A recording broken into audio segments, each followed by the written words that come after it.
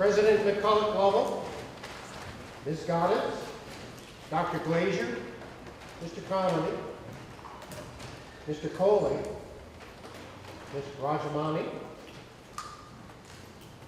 Ms. Wheeler, Marlboro College Graduate School faculty, distinguished guests, and most importantly, the graduating class of 2014.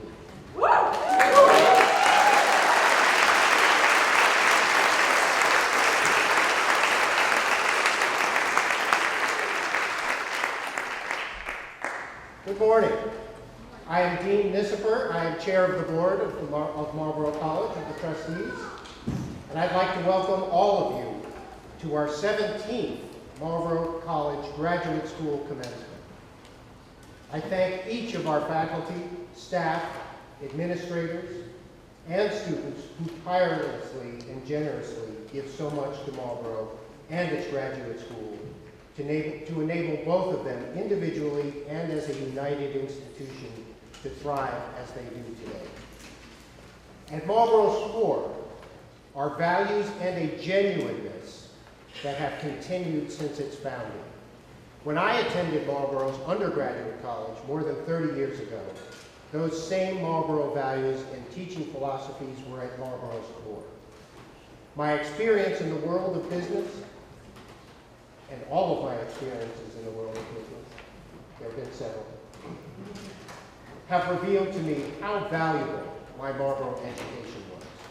Marlboro is a unique and important institution in the world of higher and graduate learning, and it is essential that its unique educational model continue to flourish. While adhering to its goals and core values and missions for more than 65 years, Marlboro continues to innovate.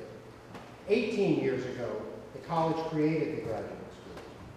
At the time of its founding, the Marlboro College Graduate School was the first in the United States to offer graduate degrees that focused on the application of internet technologies in business and education. Today, that seems like a common thing, but then it was not, by any means.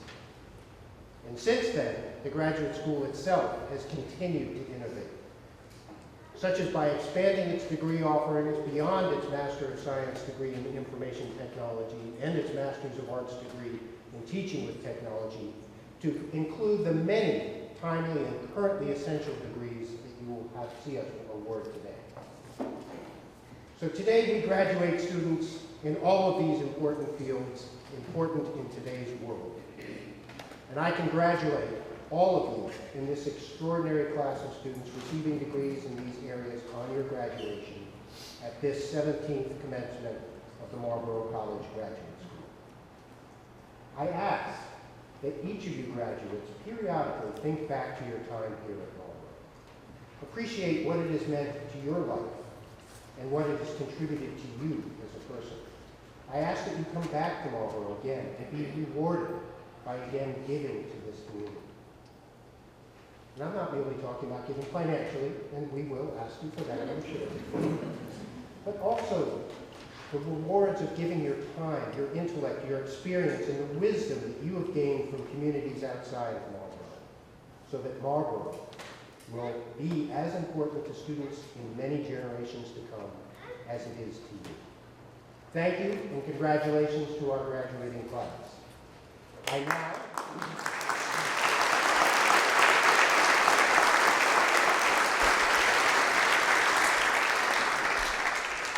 I now have the enormous pleasure of introducing to you a person whose leadership over the past 10 years has raised the college, the entire college, including the graduate school and the undergraduate school, to the levels they are both at today. The president of Marlboro College, McCulloch-Lovell.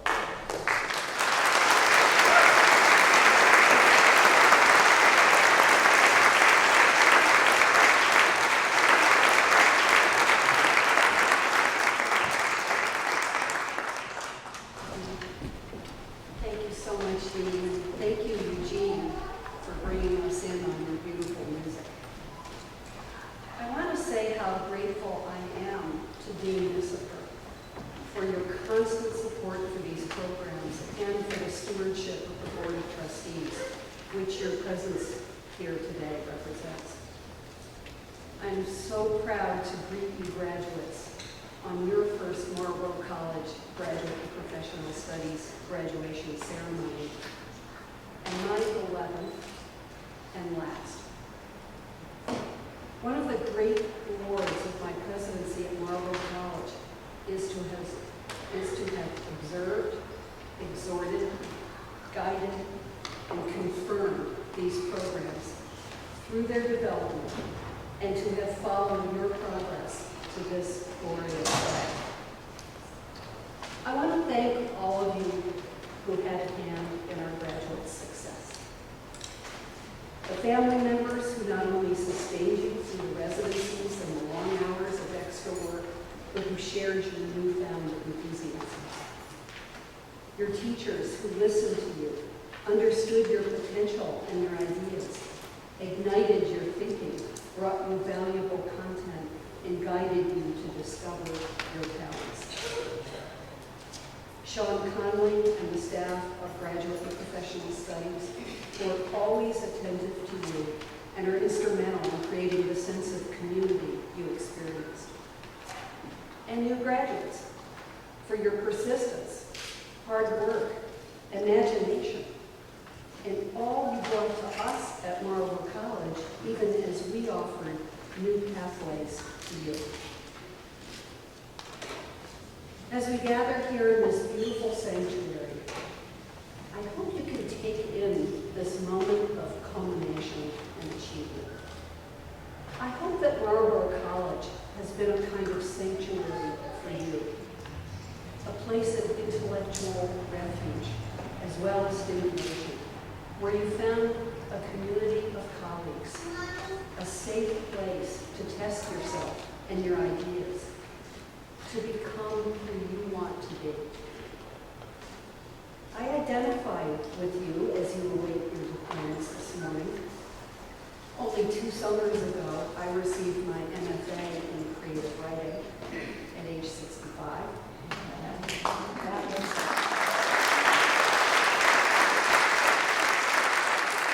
at the same age my mother was when she finally won her BA after waiting through World War II and bringing up children. I think I understand the sense of triumph and probably immense relief. And I remember my mother talking about finally earning her degree.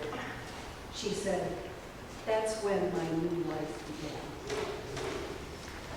I hope you share some of that sentiment today as well. And those around you will ask, what's next? And some of you have an answer.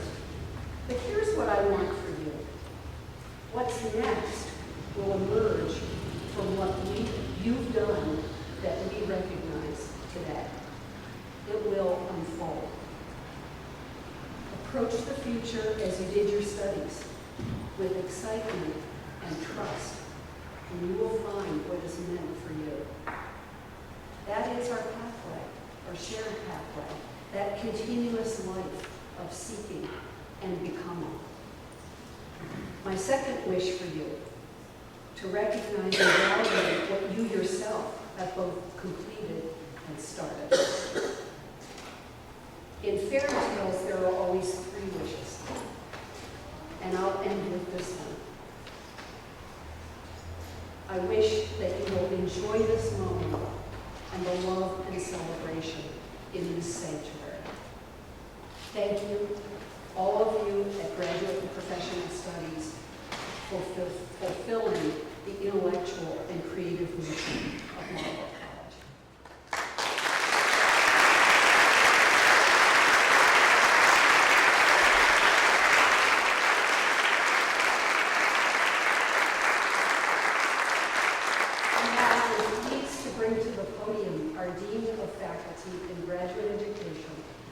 Done so much to unify undergraduate and graduate studies at Marlboro College and to support all of you. Richard Glejzer.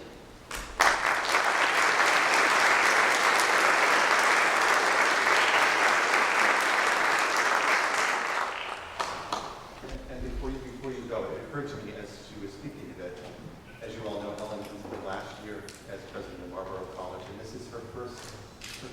last event.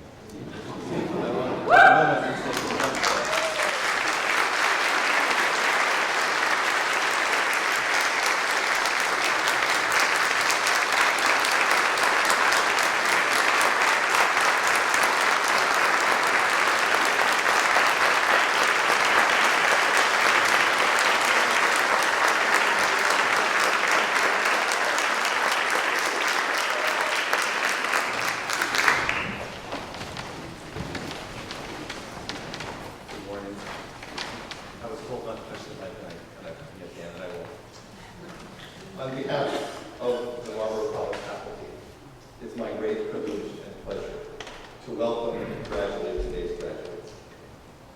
I know that all of the faculty, your teachers and mentors and friends, are proud to be here today sharing your accomplishments and excitement as you complete this stage of your journey, a stage which will shape future opportunities and successes that lie ahead. Our faculty have been with you throughout your program, and they will continue to be present as you put into practice what you've learned during your time at Marlboro. As faculty, we come to Marlboro because we get to work closely with our students. We get to know you, where you've been and where you want to go. As faculty, we take great pleasure in following the growth and success of all of our students, and especially enjoy the opportunity to stay connected as students finish their degrees and take on new positions, projects, and responsibilities. I know I speak for all of us when I ask you to stay in touch and do that over and over again. Just because you've completed your degrees or your certificates doesn't mean we're no longer invested in what you do. Likewise, I also want our graduates today to remember that you will always be part of the Marlboro community. I hope you've already seen how alumni stay active in all of our programs as advisors, committee members, guest speakers. All of you are important to our next generation of students, so I urge you to remain connected and keep active in the community. Lastly, I want to take a moment on behalf of the faculty to thank all the family members and friends for the support that they have given to our graduates over their way to this day. Balancing family, work, and studies is not easy, and we know that it also takes a lot from family and friends. We recognize the sacrifices you've had to make in order for your loved ones to be here today, and all of us are grateful for that love and support. Congratulations again to all of our graduates, and best wishes for all that lies ahead.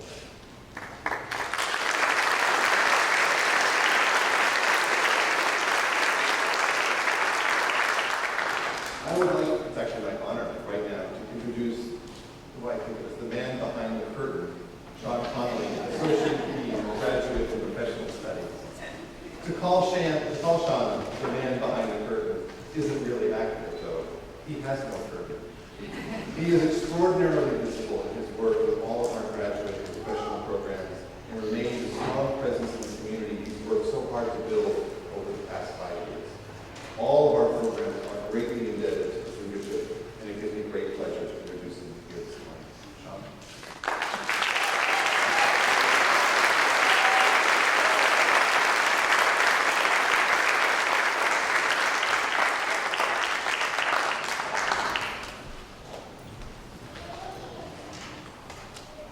So if you haven't noticed yet, I'll let you know the secret. Each person thanks the people before them for their wonderful support of the graduate school. So thank you, Richard, for your great support, and Ellen especially, and Dean. Many of us get to wear these fancy clothes and goofy hats here at the front half of the room. But the people behind the fancy hats and outfits in the back of the room played an enormous part in this. So I'd like to take a moment to clap for the families, the partners, all those who are behind this success.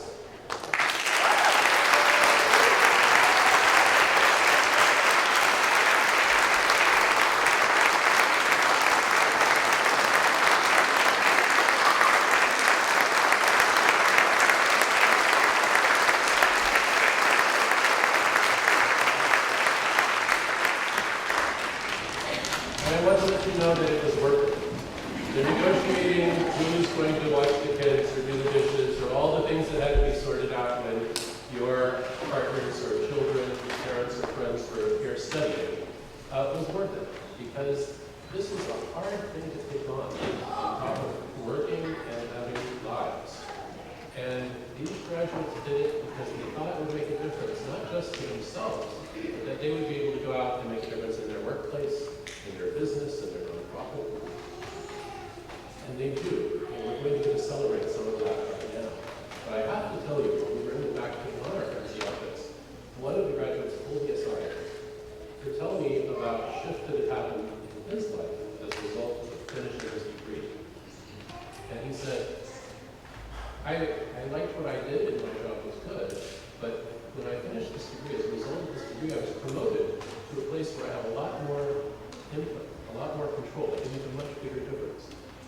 So that's a small and practical change, and I got a 44% bump in pay. And that's all significant.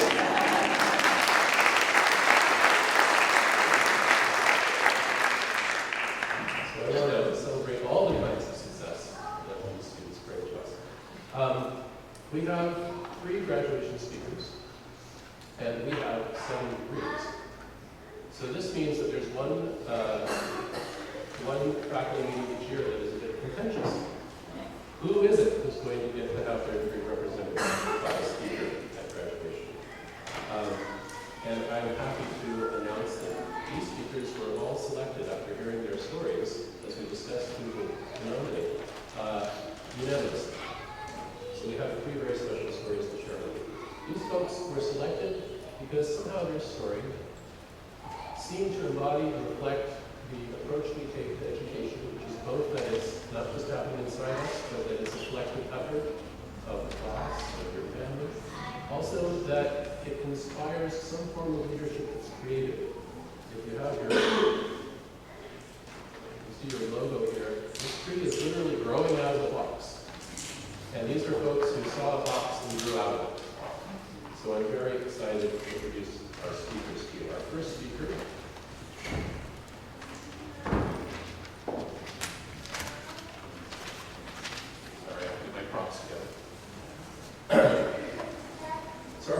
I think is the first time that we've had a speaker who was formerly the University of New Hampshire's friendly mascot, Wild E. Cat.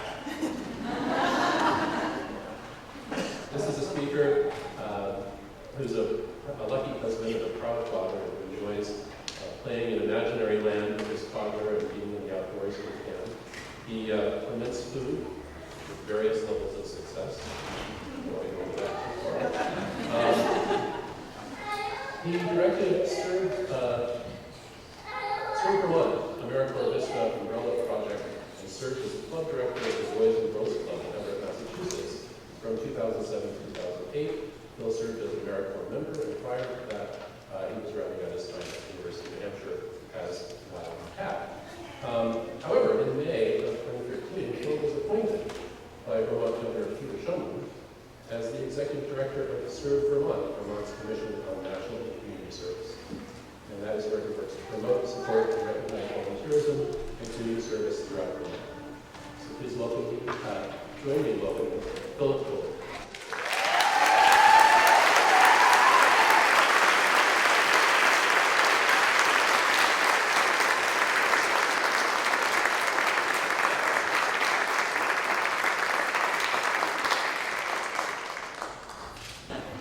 Good morning. It's an honor to be here. It really is. My 2-year journey through Marlboro was part of an extremely complicated 3 years of my life. To give you a sense of this span, I lived in a new state, I moved twice, I bought a house, I was married, both my wife Brandy and I went back to school, we welcomed 2 beautiful babies into the world, we both had new jobs, my wife was recognized as an outstanding teacher in her district, and we lost my father-in-law, Charles Hines, to cancer. Not all in that order. Putting it in simpler terms, everything changed. We lived the circle of life. I always had this vision that my grad school experience would involve me leaning back in a comfy chair, sitting alone in a large library, surrounded by books, with a laser-like focus on one priority, school. Life is what happened to that naive vision. In reality, I would find myself hunched over the stove in the galley kitchen of a 200-square-foot apartment. As I typed on the computer, I wore headphones, so the TED Talks I was listening to wouldn't disturb my sleep-deprived wife as she nursed our son from her perch on a plastic air mattress less than 3 feet away. It's funny now. I never dreamed that there would literally be lasers focused on a glioblastoma brain tumor in my father-in-law's head. Lucky for me, I came to the right school, the place where the intersection between leadership theory and practice is life. My case study could be myself, and the study plan was designed for extremely complicated lives. I learned equally from classes in the harsh, beautiful lessons of life. I came of age in this time, but I didn't do it alone, not by any means. I did it on the backs of my family. Brandy is the better, calmer half of this duo. When her dad fell ill and then our son Charlie was born 2 weeks later, Brandy took a couple weeks off of her own grad school and then packed the baby up and brought him to school with her. After her chaotic experience going back to school, Brandy still somehow had it in her to support me in doing the same. I thank her for that. When Charlie, my father-in-law, got sick, his instructions to Brandy and I were to keep on living. He didn't want us to feel bad for him or stop our lives because he was sick. He wanted us to move forward. Without that liberating permission to proceed with life, I never would have entered school. His grace and dignity in the face of death and his faith in Brandy and I as people and parents was remarkable. I thank him for never letting cancer win. Cheryl, my mother-in-law, led our family through a disease we knew little about. She was the organizing force behind seeing through her husband's dreams during his illness. She was by his side for 2 years without rest. I thank her for showing me what unconditional love is. Tom, my dad, was patient with me my whole life. What I want to thank him for is some impatience. The night I called him asking if I should go for the job I now hold, he was sharp and blunt with me. He didn't have time to answer questions I already knew the answer to. He knew I wasn't really calling for advice, but for affirmation. He affirmed, go for it. I thank him for his directive that night and his coaching countless other times in my life. My mom, Debbie, knows that I'm going to do what I'm going to do regardless of her opinion in many cases. She still listens to me as I blabber, working through the details of my half-cracked plans out loud and sharing my fears and worries. I thank her for her counsel and mentorship. Charles, my son, right there in the middle of the aisle, who is incredibly wise in his innocence. He's usually doing what we all wish we were. No, Dad, don't go to school. Dad, I need to play trucks. We built some nice Lego cranes while I was supposed to be doing schoolwork. I thank him for the constant reminders that life is supposed to be fun too. Oliver, our baby, whose needs are a great way of focusing on what real needs are. I thank him for reminding me that we don't need a whole lot besides food, sleep, love, and occasional diaper changes. I refuse to accept this degree or any credit for accomplishing anything on my own. I would not have the job or degree that I now have without these people. My family. It is this cast of characters that makes me who I am. This is my team in all of our perfect imperfection. Think about your team. The people who show you calm in moments of chaos and fear, those who enable you to follow your dreams, pushing you towards them when necessary. Take your degree and give them a little piece of it. It's theirs too.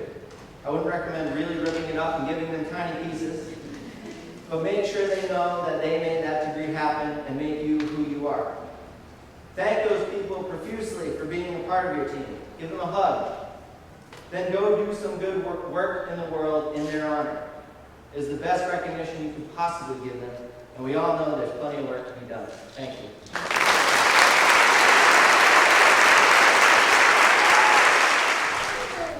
Thanks, Kolling. Our next speaker was born and raised in Bangalore, India. So you might wonder how she found her way to Marlboro. Her parents wanted her to be a doctor. So she has a bachelor's degree in science, concentrated on microbiology, chemistry, and zoology. But she wanted to be a sociologist.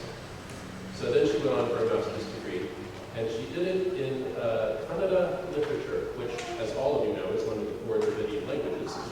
And she did that at Bangalore University as well. She came here to Marlboro College to get a Master of Arts in Teaching. She wants to go out and teach with a focus on social justice. I'd like to welcome Savitha Rajamani.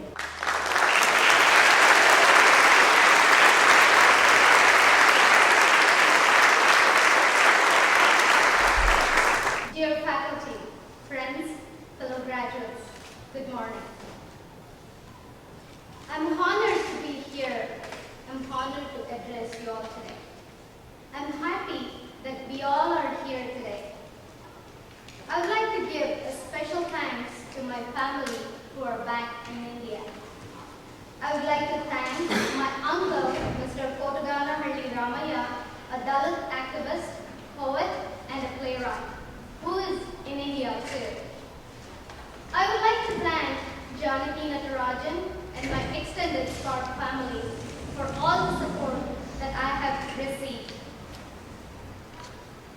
Today, I'm here to share with you my experiences, my understandings, and share briefly my analysis of the world that we live in. My uncle, Mr. Kotaganahalli Ramaya, always called me a coconut shell. He used to ask me to break my coconut shell head and analyze the world critically. But he never understood that I did not have the right tools to break my coconut shell's head. He introduced me to Janaki. She encouraged me to join Spark program in Marlboro College. It did not take long for her to understand I did not have the right tools to break my coconut shell head. And so began my journey in Spark. I could not make sense of the class. I could not understand much of the content. I was criticized. I cried. And then I learned to speak up. This was my first 6 months of Spark experience. I had not done enough of my summer readings. I regularly attended every Spark seminars without the theoretical knowledge. After 6 months, the pressure to finish increased. Since it is a one-year program and we have a lot of portfolio work to do, which I started doing, some of you might have seen me at the grad school in front of a computer night and day for the past 6 months. As I deepened my summer reading, I understood that how important it was for not only me but my peers to break our coconut shell heads. The attack on my consciousness has been so intense that I cannot think of going back to my ignorant old self. I can no longer ignore oppression. When I was ignored, when I was told to leave, when I was told that blacks are not allowed in a nearby school by a 5-year-old child, I learned how to face such incidents in the moment. I can no longer think of myself without seeing connections of people who are oppressed, exploited, and massacred. It is an honor to be here and addressing my fellow students. But let us face the state of the world today with eyes wide open. When a 19-year-old Mike Brown was shot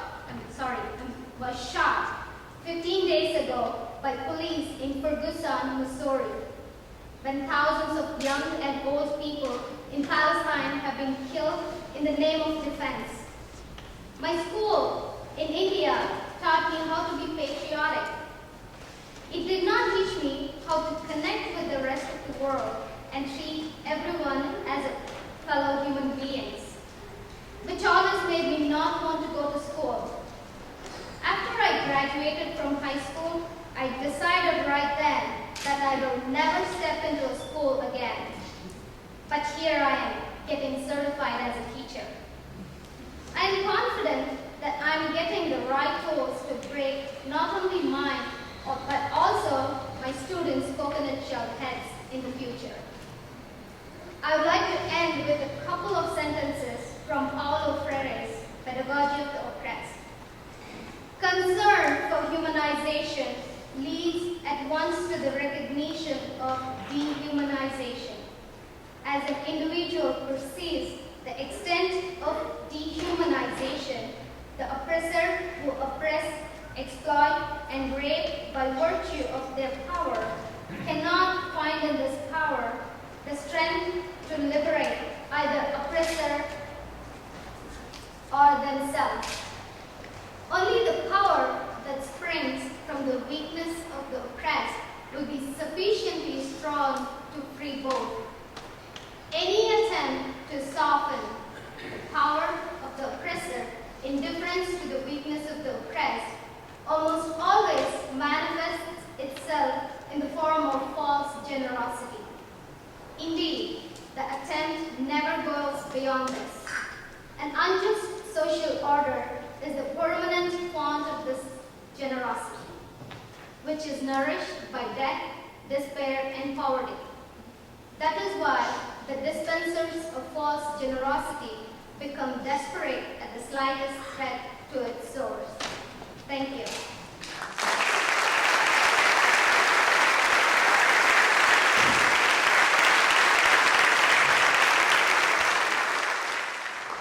Thank you, Savitha.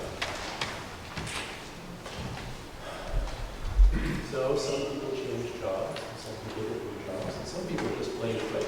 And our next speaker did the latter.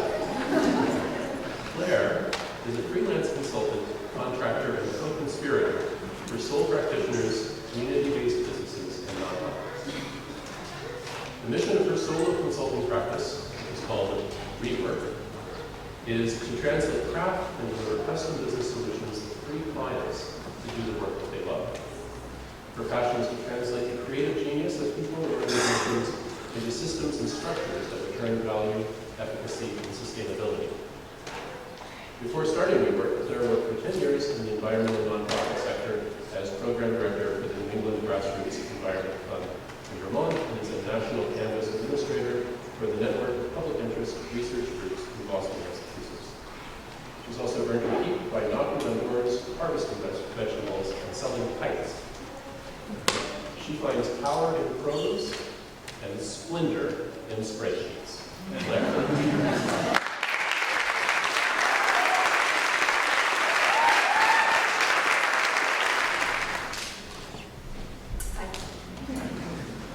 The very first thing we did in business school was hike a mountain, in total silence, in the middle of January.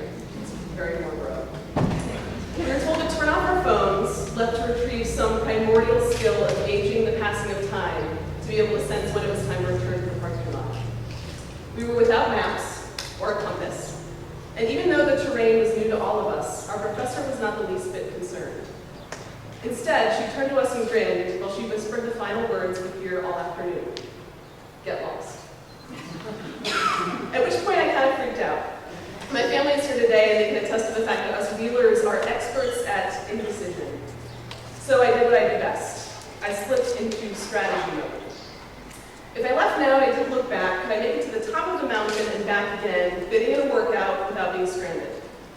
Which path is going to bring me the best possible existential experience?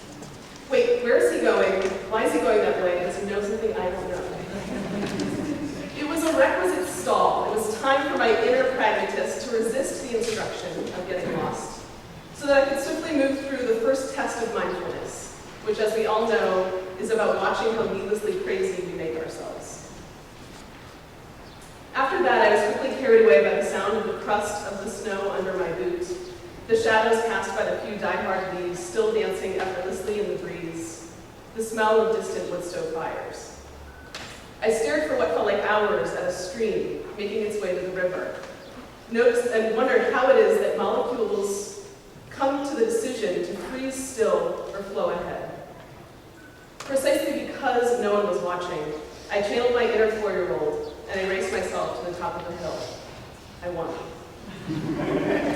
And so the joy and grace of getting lost is the very first and the very best lesson that I learned at Marlboro.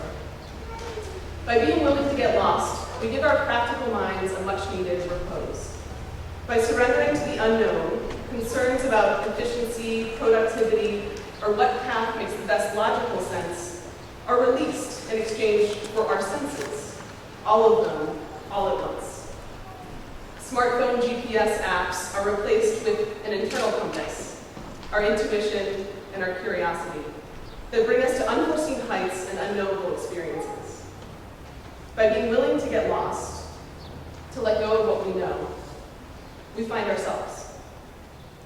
By venturing into the unknown, possibilities emerge that we never could have seen if we had stuck only with what we already know. The unknown is where true change happens. Einstein professed that the intuitive mind is a sacred gift, and the rational mind is a faithful servant. We have created a society that honors the servant and has forgotten the gift. I think one of our greatest challenges in being human today is learning how to not overthink it, to not forget the gift of that intuitive mind. Because even when we know we need to change, we resist and revert to good old rationale. Despite our highest aspirations to change the world, we settle for a steady job and good retirement benefits. Even though there is irrefutable evidence that our economic system is broken, we invent equations and models and policies to justify carrying on business as usual. And as sea levels rise, income inequality expands, and corporations assume personhood in order to enact anti-people policies, there is one essential piece of the puzzle that is all too easy to overlook: our ability to change. At Marlboro, we learn how to change the world by seeing two things that are seemingly opposed as two parts of the same whole. This education is about becoming whole ourselves in order to create a world that is more whole. Building community through distance learning, sustainability and business, getting lost to find your way. I'm sure we all have an idea about what comes next. Life after grad school. We've given it thought, we've mapped out the various routes we can take. We've assessed the most practical path forward. But the truth is, here we are again, on the edge of the unknown. We've learned an immense amount in our studies. We've managed projects, created business plans, we've become experts in our fields. All of this is essential to be effective, to be successful, to make an impact. And I encourage us to be willing to go beyond what we know. To not simply follow the next logical step, to not overthink. I ask us to step away from what makes the most sense in order to return to our senses. The sound of the snow, the dance of that leaf, the smell of winter. To follow our intuition and our curiosity into what we don't know, into what is possible. In Letters to a Young Poet, Rilke wrote about the unknown, I beg you to have patience with everything unresolved in your heart, and to try to love the questions themselves as if they were locked rooms or books written in a very foreign language. Don't search for the answers which could not be given to you now, because you would not be able to live them. And the point is to live everything. Live the questions now. Perhaps then, someday far in the future, you will gradually, without even noticing it, live your way into the answer. Or, as Beverley, our professor at the bottom of that mountain on that day in January would say, get lost.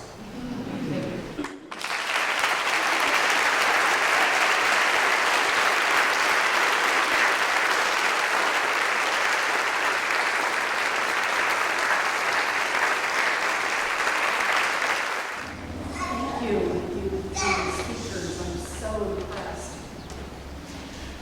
Especially as one who's about to get lost herself. And now I'm really happy to introduce our main commencement speaker. Who better than an artist, activist, and social entrepreneur to guide you into your own what's next. She's a performer and an organizer who crosses and combines disciplines and approaches. Described as a creative organizer, she's inspired others to join her work in social justice, electoral politics, and youth and young women's empowerment. She was recognized in 2008 by the National Museum of Voting Rights with its Freedom Flame Award. In 2009, she served as U.S. Cultural Envoy to Rwanda. Her present leadership venture is called Move the Crowd. Its bywords struck me as being similar to the kind of systems approach that we take. Stay true and get paid and do good. Thank you for joining our celebration of all these doing good graduates. Rha Goddess.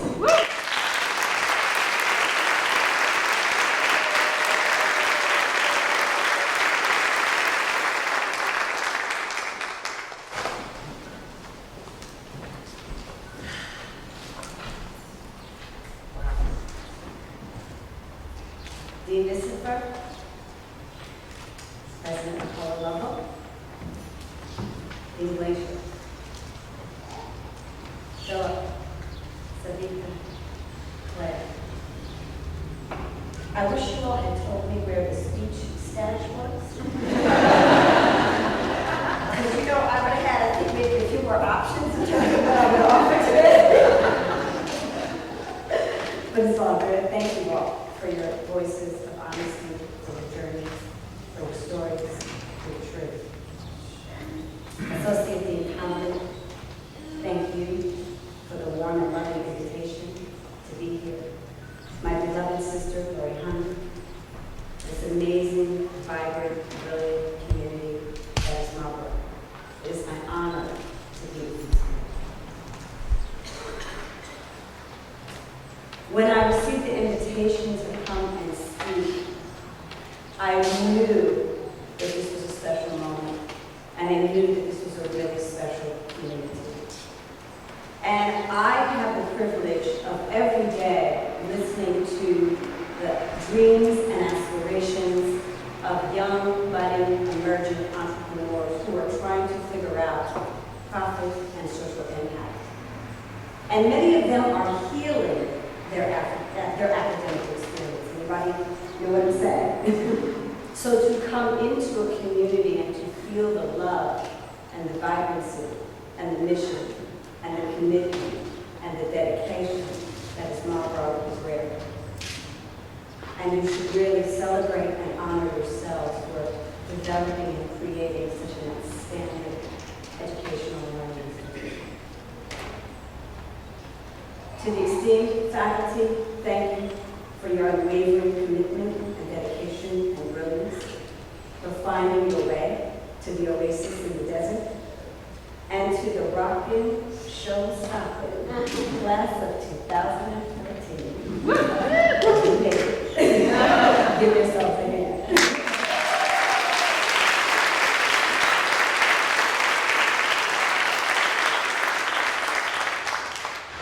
I do believe that Walter Hendricks was prophetic in his understanding of what would be needed to shape citizens then in this nation, and certainly what is needed to shape citizens now. I bring you greetings from so many different communities, but most specifically from my hood, New York City. I understand there's some friends in here. I got to meet you last night. I also bring you greetings from the global community of creative change agents who share your passion and dedication to a more just, harmonious, and sustainable planet. And I bring you greetings from my home base of Move the Crowd, where we are building a movement of 1 million conscious entrepreneurs, transforming the culture of capitalism from its current state to one that is more accessible, equitable, and sustainable for us all. That's it.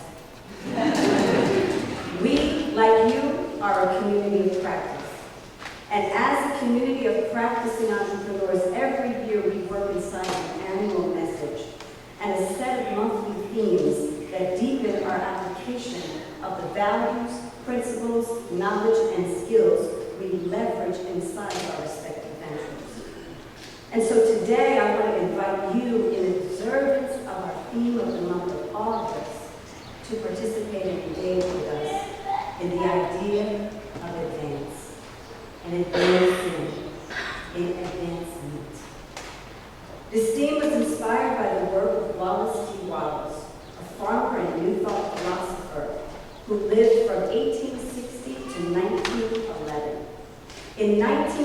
began, he wrote and published a book called The Science of Getting Rich. And it has become a classic in the world of human potential and entrepreneurial development. The book is only 52 pages long. It's not kind of book. Small work, big wisdom. Waddles, like Hendricks, saw great value in being a conscious creator in one's own destiny. And in the early days of building Move the Crowd, my venture, I lived with this book. I ate with this book. I slept with this book. And in particular, I went over and over and over chapter 15, which was all about the advancing man. My discovery of this concept has become a cornerstone value for the way I live my life as a citizen of the planet. And it lives as a cornerstone value of the way we operate at Move the Crowd. Why Waddell's advancing theory resonated so much with me, you might ask, is because my parents were advancing people. Born in the 1920s, my parents survived over 2 decades of Jim Crow segregation in this country and fought vigilantly in the civil rights movement for honor and dignity and respect. And they instilled in my siblings and I a commitment and dedication to family, education, and community. And they made sure that we understood the value of the sacrifices that were made in order for us to have access to more. And so it was taught to us from a very young age that if you ever received anything, any kind of privilege, any kind of advantage, you had a responsibility and an obligation to give back. So my activism was forged at a very, very, very young age. Waddell's advancing theory further resonated with me because of my lineage as a creative change agent, channeling the power of hip-hop culture to inspire a new generation of cultural innovators and global thought leaders. And from the street corners of Bronx River to the remote villages of Butare, Rwanda, I witnessed the power of the cipher, the circle, the genius of collaboration, and the ingrained expectation of call and response in the ways that we were instantly united in the shared practice of language, rhythm, style, movement, and the way these rituals connected us to our ancestors, to ourselves, and to each other.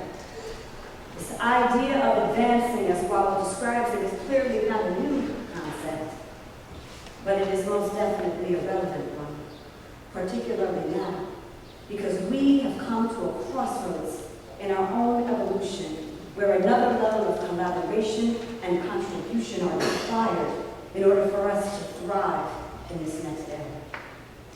We are rapidly moving out of the age of the celebrity and into the age of the citizen. And in this age of the citizen, it is less about idolizing and iconizing others, and is more about recognizing and leveraging our own unique talents, gifts, skills, and abilities in order to make our own brand of contribution. And within our own brand, we are trading in traditional notions of success for new definitions that enable us to bring our whole selves to the party. This notion of advancing implies that our success is inextricably linked to the success of others, and it invites us to engage in the active commitment of fostering the evolution and growth of everything and everyone around us. Hallelujah. So today I want to elevate this idea for you as you journey forth into the new wisdom and experience you gain from your time here, as you carry that with you in all that you will endeavor to do. And I'd like to engage you in the progression, one which I know is very familiar to you, the inside-out progression of advancing ourselves, advancing others, and advancing our world. Within the context of advancing ourselves, your commitment to invest in your capacity to make your highest contribution is what brings you here You care enough about your calling to have invested in all those long days and nights of studying and teaching and navigating the kitchen and where you fell and the baby, right, and the air mattress, right, of teaching and learning, absorbing and executing on top of managing a professional career. And for many of you on top of having a family as well, can we say 5 jobs, 6 jobs, maybe 8 jobs, right? And yet before title, or credentials, or organizational affiliation, or circle of influence, or bank account status is our humanity.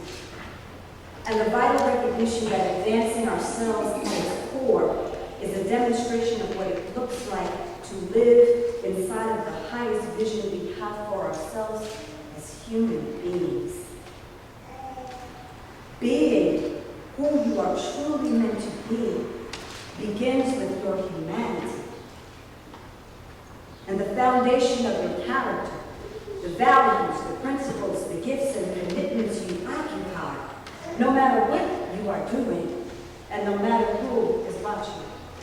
Advancing ourselves is about being in the fullness. It is about honoring our greatness and cultivating a spirit of prosperity and generosity in our being.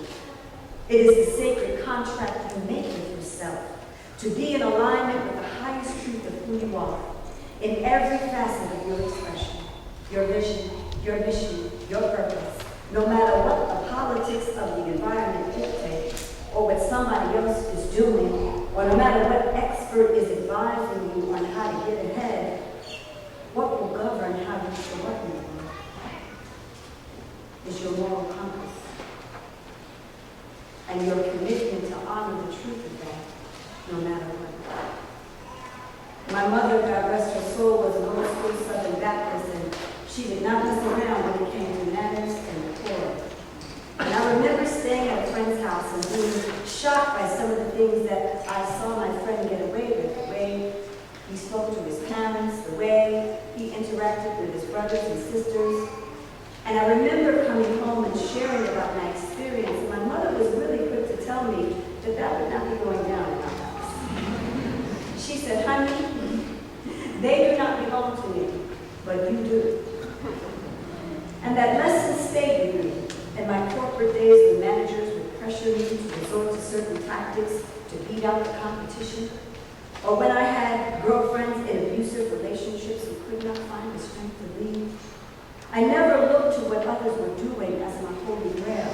I always came home to my own wisdom and convictions. And this is what has saved me in those moments when it really mattered. As you move deeper into what you are here to do in this world, you are going to encounter plenty of opportunities to practice your convictions. And not just in those big public moments where you get to extract an awesome war story, but in those quiet times when it is not sexy and it is just you and you. You will be called upon to make choices that will either align with or defy your true nature. And when it comes to those times, how will you hold a commitment to 360 degrees of evolution? How will you see those defining moments as an opportunity for true advancement? Many of our leaders, even within our respective global change movements, are struggling to grasp the full value of what it means to be all we are meant to be. Because we hear advancement and we immediately think about personal and professional ambition. Our conditioning has caused us to excuse a lack of character, particularly when it comes to those who are most accomplished in what they do. Anybody holler if you hear me? We excuse it to our own detriment and to theirs as well, because in the process we rob them of an opportunity to grow in ways that might make them even better stewards of the power that they wield. Being the best human being you can possibly be does not trump your leadership. It is the very foundation that your leadership must be built on in order to have true advancement. Advancing others. In our vision for the contribution we wish to make, where does the commitment to be in authentic relationship reside? And how do we navigate the opportunities and challenges of relationship in a way that enables everything and everyone around us to thrive?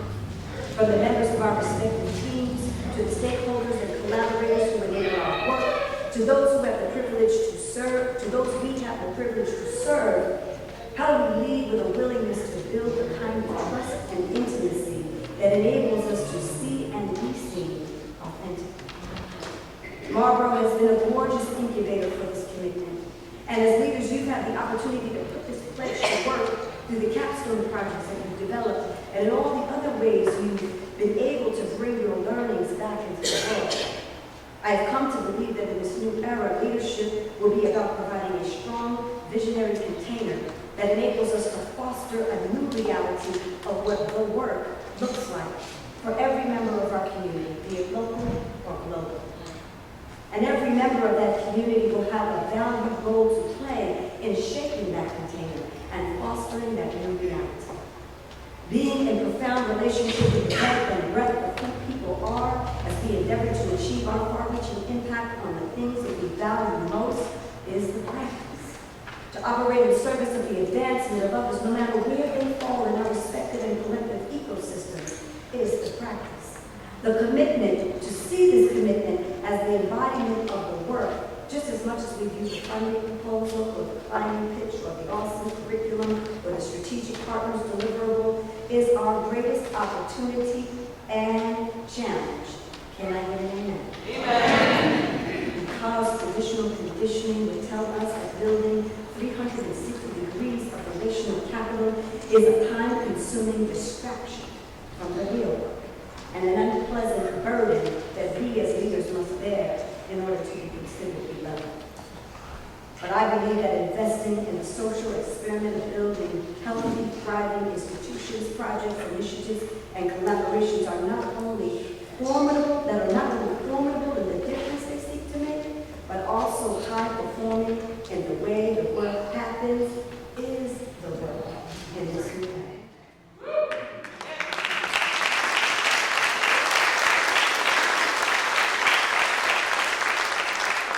Advancing others is about a willingness to be in authentic relationship. And it is why I have such respect and appreciation for Melanie Hobson's most recent TED Talk entitled Colorblind or Color-Rave. Of all the things that she could have shared with us as a global community, she chose to invite us into the uncomfortable conversation about race. Because she knows that in order to build healthy, thriving ventures, projects, institutions, and society, we must be willing to go there, and go there authentically and unapologetically, eye to eye, heart to heart with each other. One of my greatest charges as a leader at Movement Ground has been to develop a robust, diverse culture of ownership, accountability, and contribution, one that empowers every soul across the full spectrum of our community. And this charge has required me to live outside of my comfort zone. I will say this to you all again, to live outside of my comfort zone, and to not be bound by my own internalized assumptions and perceptions of who I am and what I am capable of because I inhabit this identity, or who others are or what they are capable of because they inhabit that identity. To transcend the noise we have been fed about ourselves and each other, to find tribe in the most unusual places and embodied in the most unusual suspects is the name of the game.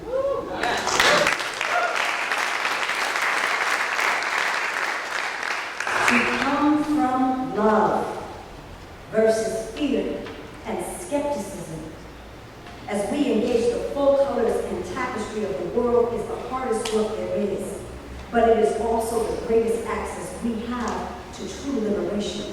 Because when we come from love, all things are possible. All things are possible.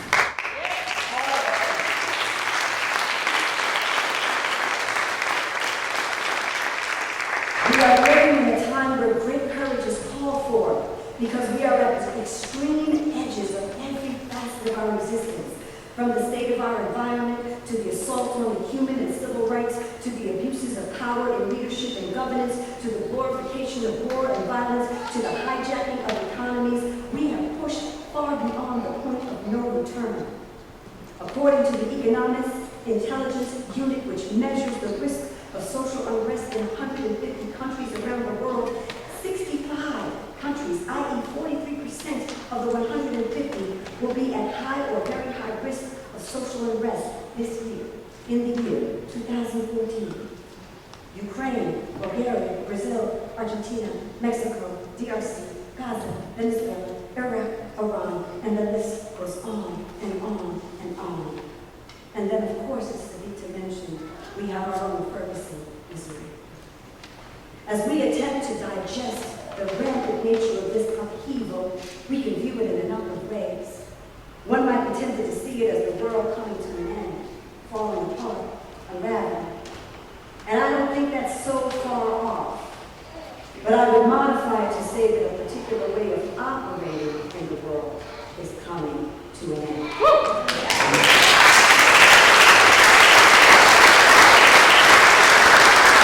And the new paradigm is being born. And all of this upheaval is actually a symbol of the awakening of a new level of collective consciousness with its own new brand of citizen. And much like the physical birth, we are related. And we are entering the most intensive part of the birthing process, which is the part just before the baby comes. And within the commitment to advancing our world, our job is to make room for the new paradigm to arrive, to work diligently and intentionally to support its arrival, to cultivate the most conducive environment that enables it to take hold, to cheer on Mother Earth and Father Sky as they labor intensively to bring this new reality into fruition. Advancing our world is about bringing more life to everything and to everyone. Our courage lives as a symbol of our solidarity because we have the power to speak and act this new paradigm into existence. The universe will do its part and we must do ours. The reclamation and celebration of our whole humanity is part of that work. The dedication to authentic relationship across all perceived divides is part of that work. The aligned, restorative efforts of all from all frontiers of our existence is that work. Advancing our world is all about expansion and all of the ways that we work to make the pie bigger so that more can partake in the richness of life. In advancing our world, we choose creativity over competition. We choose abundance over scarcity. We choose unity over separation. And we develop a sense of maturity that allows for the sufficiency of both and versus either or. In an advancing world, we embrace full responsibility for our power and our greatness as we enable the growth and evolution of a more just, harmonious, and sustainable planet. How am I doing on my time? Just want to check in and want to be honored. Can I give you all 5 quick lessons before I So you are part of a global movement, and I welcome you with open arms into the international family and community of those who have decided to dedicate their lives to a world that works for all. Your tribe is vast and multifaceted. It is steadfast and unwavering in its commitment. It is fun, it is funny, it is crazy, it is a world of dreams and a community of tribal dreams and shapeshifters and culture transformers. And if you ask me what I would have wanted to know when I was going out into the world as an agent of change, there are 5 understandings that have been pivotal to my own advancement. 1, the work is hard, but you cannot focus on how hard it is. You are creative and you get to be a conscious shaper of the quality of your own experience. There is no right way to take this journey. Self-sacrifice, suffering, self-deprivation are not required. Your work is not more noble because you suffer. Its beauty and power comes from the quality of your intention, from your earnestness, from which you choose to walk in your talk and move in love. Understanding number 2, change takes time. But you can't be too patient nor too tolerant of injustice. Patience can sometimes look like resignation, so you must stay awake and aware on the edges of your own inner dialogue and perceptions. Take time to rest and be steadfast in your diligence to forge a new planet. Enjoy that ice cream cone while you dream of a better world. Lesson number 3, understanding number 3. You must partner with something greater than yourself. If you are to endure in your commitment to transform society. One word to describe my tribe is vast. 2 words to describe my partner, the universe. I co-create solutions for change and a dance with the divine mystery.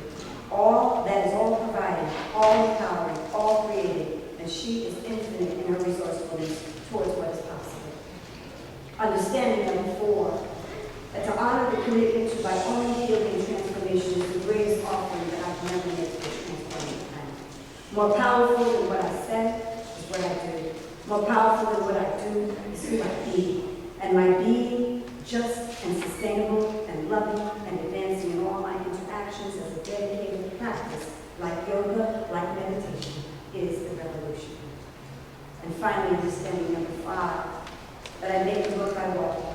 Being on the front lines of my own humanity and the humanity of others enables me to teach from my testimony through the insights, the breakdowns, and the breakthroughs that happen around the way. This work we do matters, and we need it. Lord knows we need it. And this new brand of citizen is about stewardship. It is about remembering ourselves, our communities, and our societies. It is about the call to be whole again in the fullness of ourselves. It is about love, our love for life, liberty, and the pursuit of something greater. Suhair Hamad, brilliant Palestinian poet laureate, and a beloved sister in this work, in her epic poem on the evening after 9/11, called First Writing Since, says, "There is life here. Anyone reading this is breathing, maybe hurting, but breathing for sure. And if there is any light to come, it will shine from the eyes of those who look for peace and justice, after the rubble and wreckage are cleared, and the phoenix has risen. Affirm life. Affirm life. We got to carry each other now. You are either with life or against it. Affirm life." Congratulations on your extraordinary accomplishment. And thank you for your time.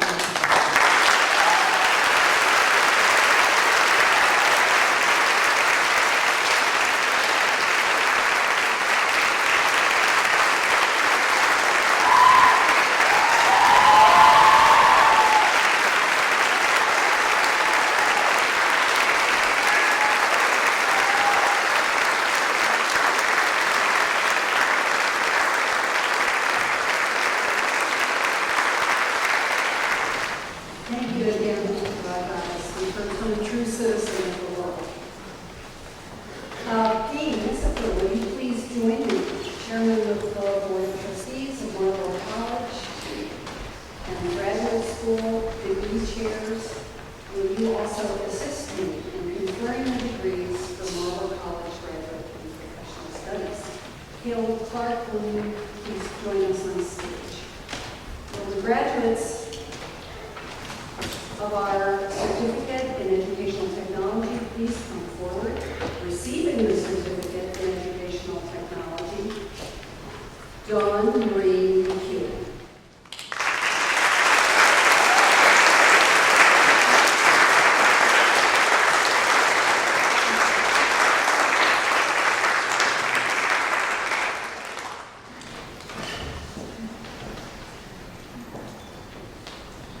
Scott Lawrence, will you please join us on stage?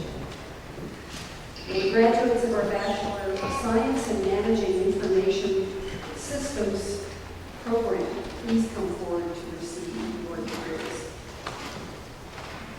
William James Bly.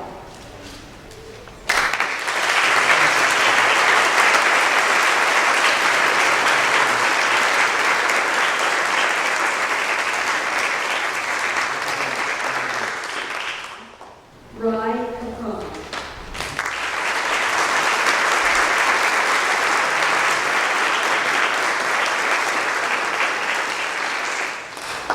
Christopher Rabbit.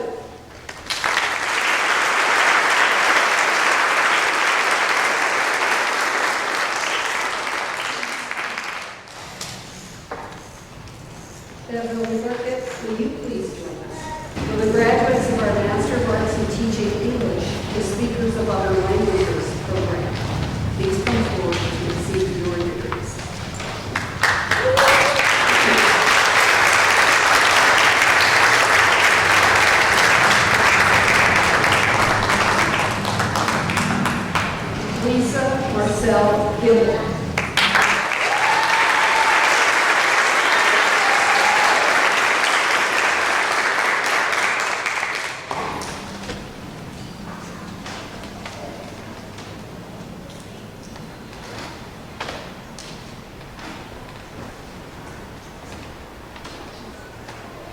Susan Marie Gong.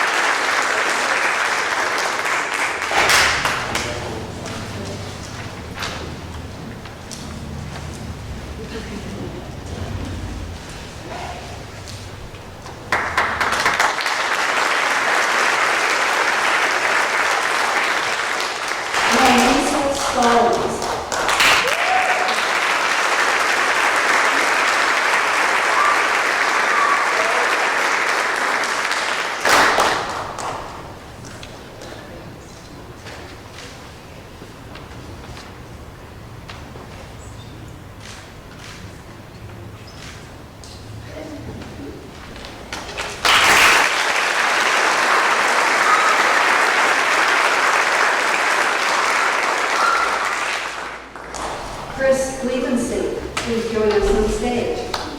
And will the graduates of our Master of Arts in Teaching Social Justice program could please come forward to receive your degrees.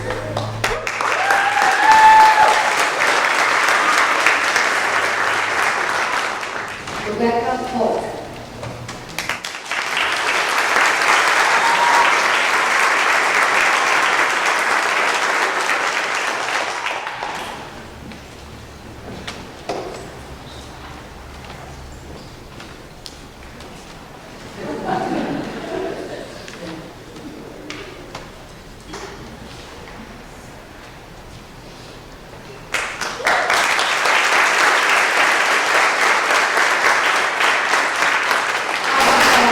Rajamani.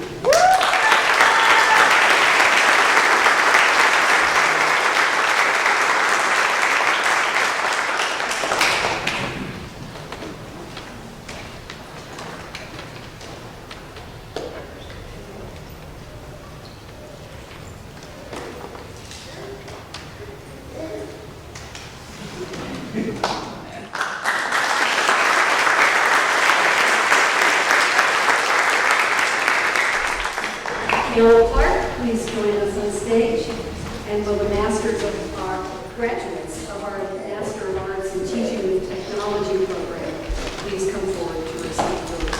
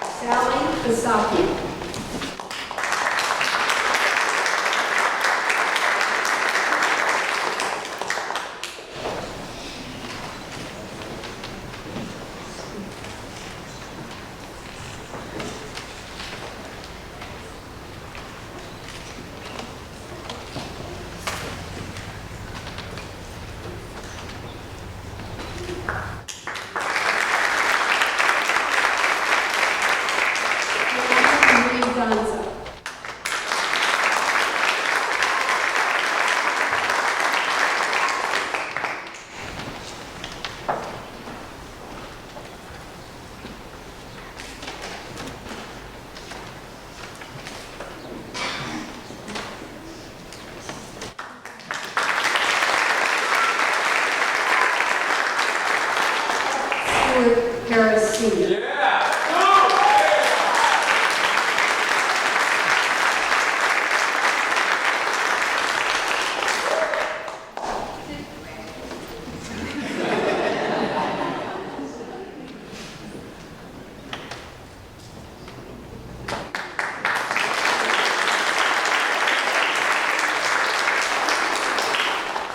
Arthur Percy Kelly.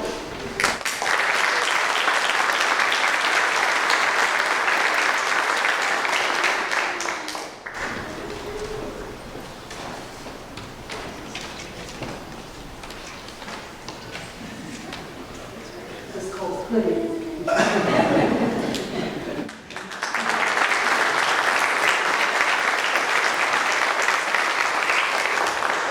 S. Klein.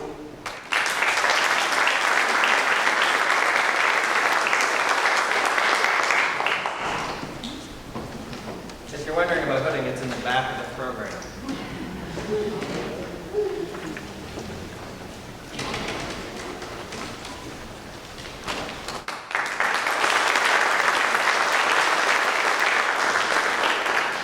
Dina Lynn Marjorie.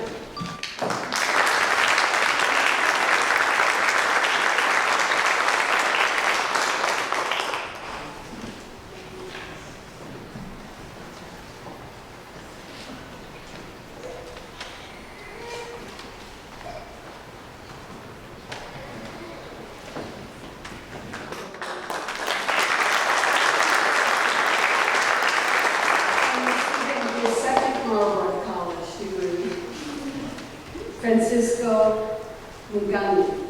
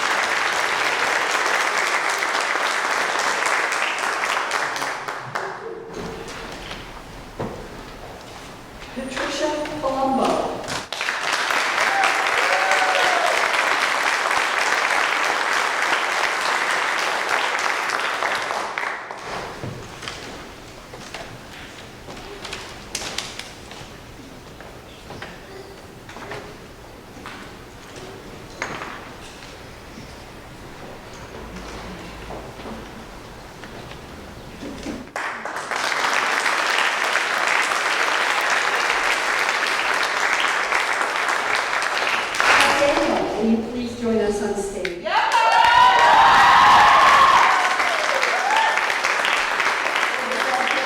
Masters of Business Administration Managing for Sustainability program. Please come forward to receive your degrees.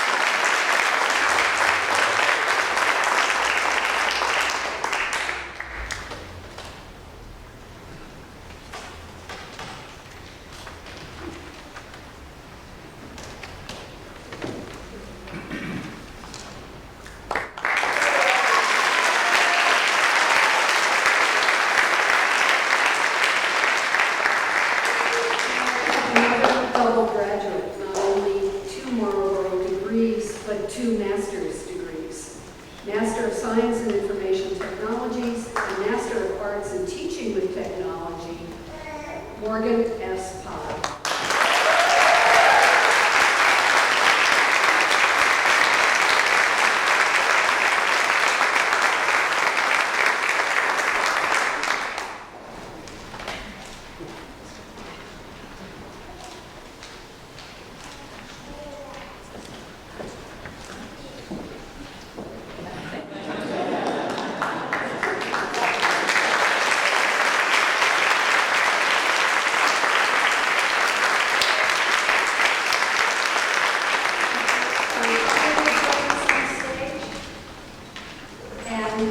Will the graduate of our Masters of Science in Management program please come forward to accept your degree? KP, I said I wouldn't improvise, that KP is also a loyal and valued staff member of Marlboro College.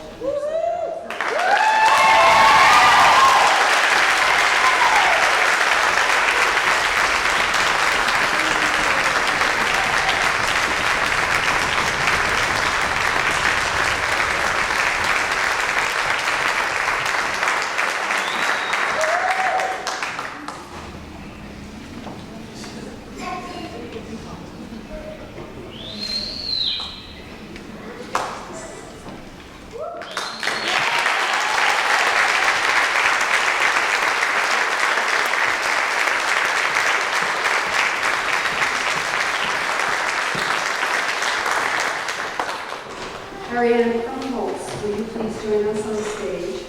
And will the graduates of our Masters of Science in Management Healthcare Administration program please come forward to receive their degrees?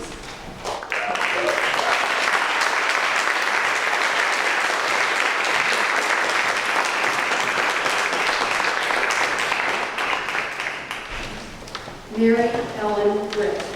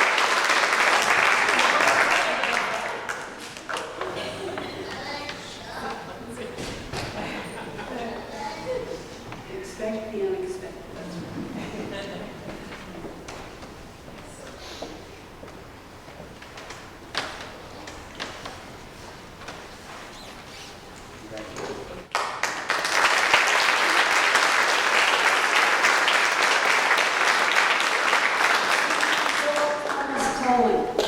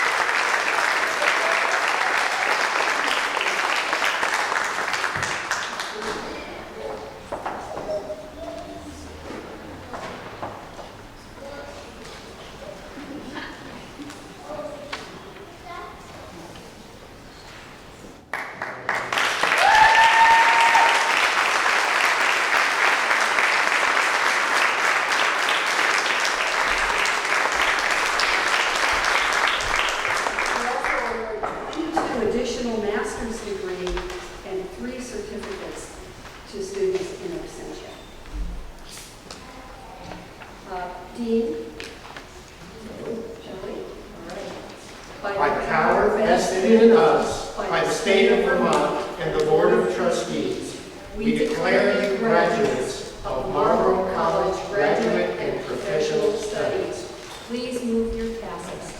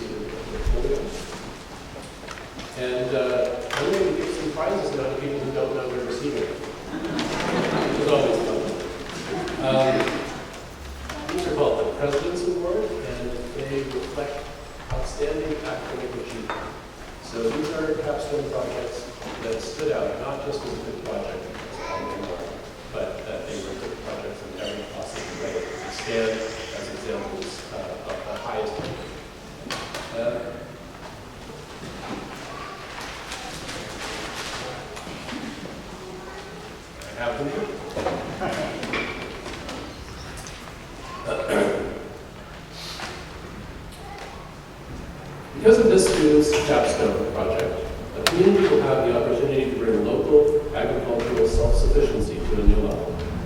Her feasibility study demonstrated that there are enough carbon resources on Martha's Vineyard to carry out a composting operation at the Thimble Farm Humane Meat Processing Facility.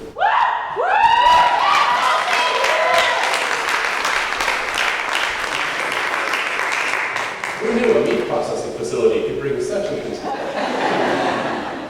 She imagined a system of closed-loop food production that would simultaneously reduce waste and carbon emissions. And she did the research to enable this system to be realized.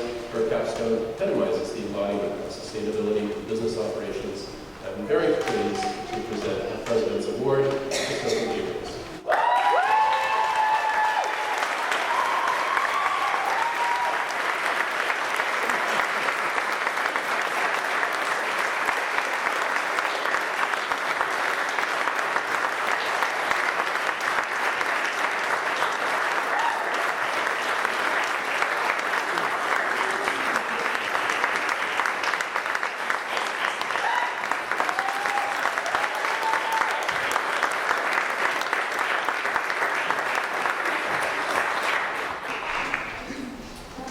The recipient of the next President's Award delivered a capstone project that was technically compelling and filled with real business value. In fact, given the stage on which it was set, it may be one of the most far-reaching efforts we've seen to date. This student delivered a proof of concept web content management system for the office of the 68th President of the General Assembly of the United Nations. Through his efforts, they would be able to better realize more efficient publishing practices and manage web assets more effectively. UN staff would use this system and publish remotely from around the world. Considering the potential graphic distribution of those staff members, this is an enormous team. Of course, as we all know, the board for good work is often more work, so now he has a number of other agencies seeking his advice. I'd like to congratulate Bill Bly on winning one of his awards.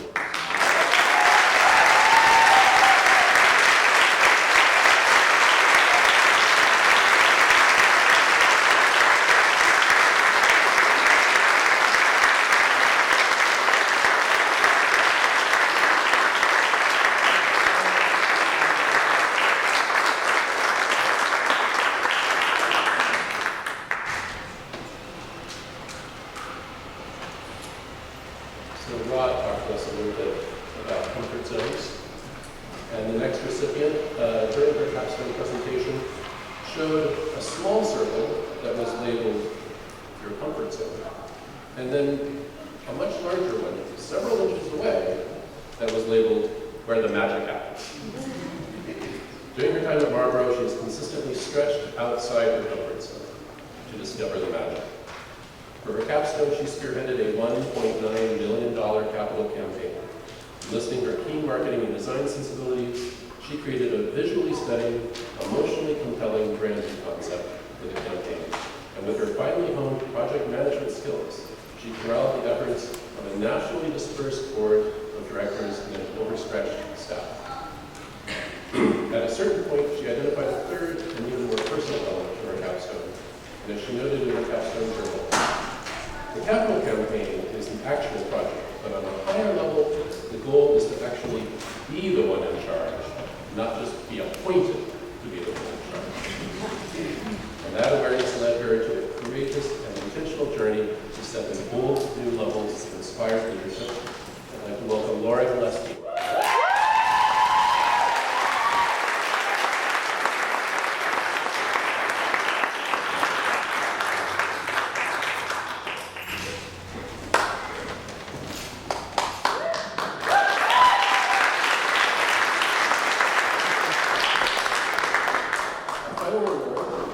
Goes to someone who chose a capstone project that built on and extended a passion that he found as a Marlboro undergraduate student. His project is designed to enable others to achieve success and excellent quality in creating their own videos. He developed an engaging, accessible instructional website for his client at an academic institution that can be used by individuals as a pedagogical tool for a professor-teaching course. His creative presentation skills, his work ethic, and his completion of this capstone will allow us to use this as a new model for capstone excellence. In his retrospective, he stated, "I am now in a position where I can bring all of my accumulated knowledge of teaching, technology, being innovative, making connections, staying ahead of the curve, to one of those organizations out there just waiting for me to reach out to them." With his creativity and excellence, I'm proud to present to Francisco Uñani this presentation.